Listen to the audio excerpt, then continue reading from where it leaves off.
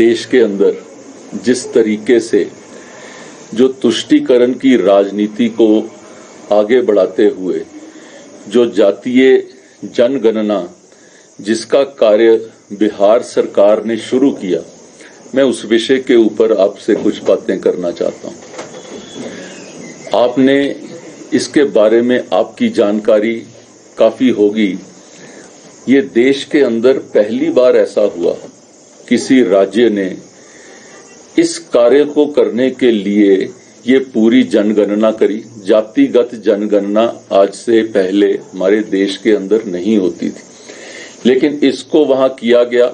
उसका क्या कारण है, उसके क्या तथ्य हैं, उसकी आउटकम क्या है और उससे वो क्या पाना चाहते हैं, ये 4 विषयों के ऊपर अगर हम सब लोग विचार करते हैं तो ये मुझे लगता है कि अपने देश के साथ एक ध्रोह करने वाली बात है। अपने देश की एक जो बुनियादी जो इकट्ठता हमारी जो थी उसको चैलेंज करने वाली बात है। जिस तरीके से अंग्रेजों ने एक जो है आपस में डिवाइड एंड रूल का जो काम करते थे, तो ये एक जो नीतीश जी की सरकार ने ये कार्य करने का प्रयास किया है और उससे भी आगे बढ़ के जो कांग्रेस पार्टी और उनके सब घटक जो है इस चीज को उसमें वाहवाही लूटने के लिए, और जो दूसरे राज्य जहां पर उनकी सरकार है वहां पर भी वो ऐसा कार्य करेंगे। इस तरीके की घोषणाओं से पूरा देश के अंदर एक ये जातिगत राजनीति को बढ़ाने का ये कारण क्या है। इस जो हिमाचल से जुड़ा हुआ कि यहाँ पर जिस तरीके से पिछले 10 महीने के अंदर जो कांग्रेस की सरकार जो लॉ एंड ऑर्डर की सिचुएशन, चाहे वो चंबा वाला विषय लें, चाहे हम हमीरपुर का विषय लें, और चाहे ओवरऑल सारे यहाँ पे राज्य का विषय लें, आज हम चारों तरफ ऐसा महसूस कर रहे हैं कि आम जन भी जो इस सुक्खू जी के राजपाट के अंदर अपने आप को महफूज नहीं समझ रहा, जो सुरक्षित नहीं समझ रहा है।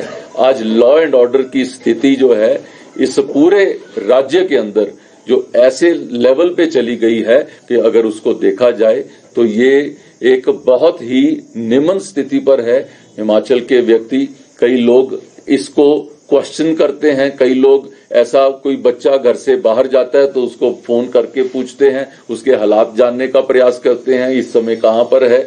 तो इस तरीके से अगर देखा जाए, मुझे लगता है कि ये सरकार जो है वो जिन चीजों का वायदा करके यहां पर पहुंची थी, वो वायदे तो क्या पूरे करने थे, जो बेसिक चीजें थी। आज कर्मचारी वो उबाल पे हैं, आज आप शिक्षक देखें तो वो उबाल पे हैं, लॉ एंड ऑर्डर देखें तो आम आदमी जो उसमें तरस रहा है, और जो प्रोमिसेस किए थे वो कहते हैं सुभान अल्लाह। उसके ऊपर तो क्या क्या काम हुआ है वो आपके सबके सामने है।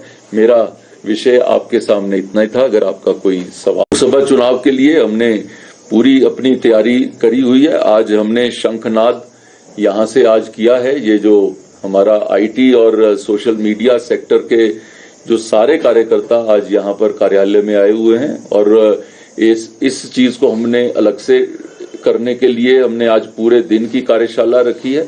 बूथ सशक्तिकरण अभियान के अंतर्गत हमारा वो अलग से कार्यक्रम वो चल रहा है।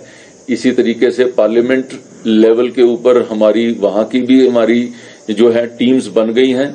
तो इसलिए मैं ये आपको कह सकता हूं कि हिमाचल प्रदेश की चारों लोकसभा सीटें भारतीय जनता पार्टी जीतने की तरफ आगे बढ़ रही है और हमारी तैयारी पुरजोर पे चल रही है। भाजपा जो है वो तो हमेशा ही चुनावी मोड में रहती ही है।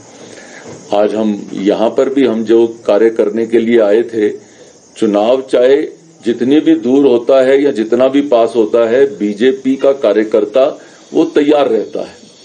5 राज्यों के अंदर भी हमारे कार्यकर्ता उसके लिए तैयार हैं, और मेरे को आशा ही नहीं, मेरे को यकीन है कि 5 राज्यों में भारतीय जनता पार्टी की सरकार बनकर सामने आएगी।